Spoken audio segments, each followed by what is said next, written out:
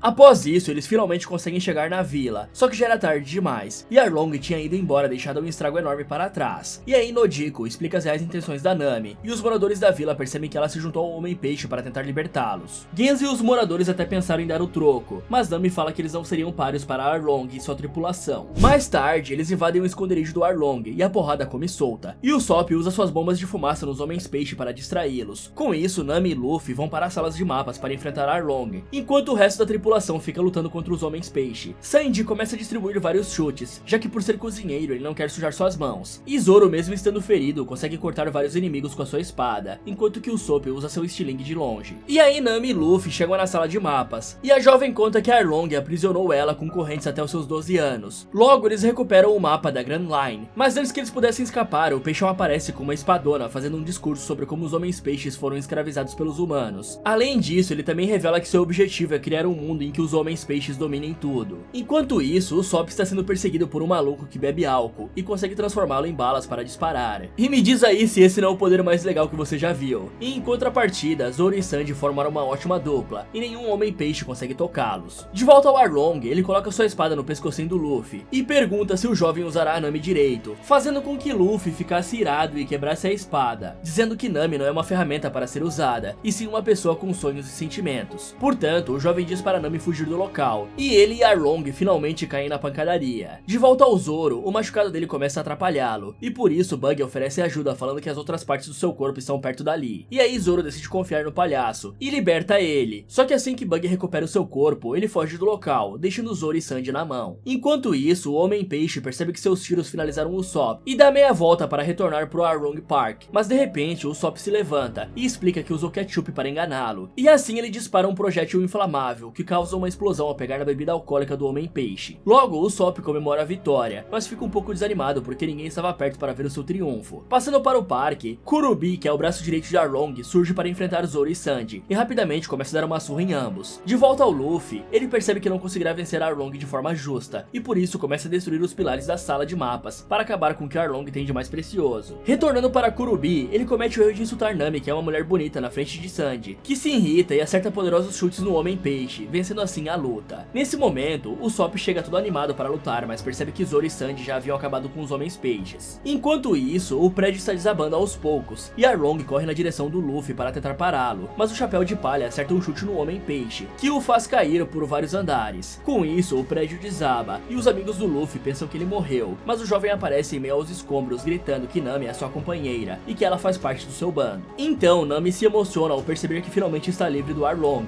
Após isso, todos voltam para a Vila Kokoyashi, e fazem uma festa para comemorar. E o espertinho do Sanji já começa a dar em cima da irmã da Nami, que rapidamente rejeita ele. Já o Usopp continua mentindo como sempre, dizendo para os moradores da vila que derrotou Arlong sozinho. Só que de repente, Garp chega no local com vários soldados, e ordena que Kobe prenda os piratas. Porém, o garoto se recusa, e Helmeppo decide apoiá-lo, se recusando a fazer isso também. Mas de qualquer forma, os demais soldados cercam os fugitivos, e Garp começa a conversar com Luffy, falando que ele errou ao ter decidido se tornar um pirata, apesar do jovem explicar que já nasceu um. E cansado dessa história, Garp retira sua capa, e pede para Luffy lhe atacar com tudo. O jovem nem dá pro cheiro e leva uma surra, e aí Garp explica que o Grand Line não é brincadeira, e que Luffy não está pronto para os perigos que tem lá, mas ele é cabeça dura, e diz que continuará perseguindo seu sonho para se tornar o rei dos piratas. Com isso, Garp percebe que Luffy tem a mesma risada que o lendário Gold Roger, e decide soltá-lo, mandando os marinheiros deixarem o bando do Luffy em paz, para irem atrás dos piratas do Arlong. E em seguida, Garp se despede do seu neto, revelando que só estava testando ele. Já no dia seguinte, Nami está no túmulo da sua mãe, se despedindo dela, e também da sua irmã Nodiko. E nesse momento, vemos que Nami cobriu a tatuagem que Arlong havia forçado ela a fazer. Enquanto isso, Kobe mostra para Luffy que ele se tornou o pirata mais procurado de East Blue, e isso deixa o jovem feliz da vida. Após isso, o Chapéu de Palha mostra o cartaz para o resto da tripulação, e eles dizem que a partir de agora começarão a ser caçados. Já Keia, Zef, Bug e também a própria Alvida veem o cartaz e percebem que Luffy se tornou um grande pirata. Passando para Garp, Kobe e Helmeppo aparecem para receberem a punição, porém Garp diz que está orgulhoso deles e que irá treiná-los a partir de agora. Mais tarde, Mihawk chega para falar com Shanks, mostrando que o aprendiz dele se tornou o mais procurado de East Blue. Já Luffy leva algumas árvores de bergamota para o navio, para Nami se lembrar de casa. Por fim, cada membro da tripulação coloca o seu pé em cima de um barril, e dizem quais são seus sonhos. Luffy quer se tornar o rei dos piratas, Sanji quer achar o All Blue, Zoro quer se tornar o maior espadachim do mundo, Nami quer desenhar um mapa mundi, e Usopp quer se tornar o mais corajoso guerreiro. Já na cena pós-crédito, um oficial da marinha chamado Smoke aparece queimando o cartaz de procurado de Luffy. Fala galera! Vocês estão ansiosos para assistir a segunda temporada do One Piece Live Action? Me contem nos comentários. E pessoal, eu estou com um novo projeto, sim, mais um canal. Dessa vez estamos passeando pelas terras dos games, e se você curtiu esse vídeo, com certeza vai gostar do Resumindo Games, onde vamos falar de vários jogos, contando suas histórias de uma forma bem dinâmica e imersiva para vocês. Então corre lá e aproveita para ver esse vídeo aqui, ou dá uma olhada nessas sugestões do Resumindo Filmes. Muito obrigado por assistir e até o próximo.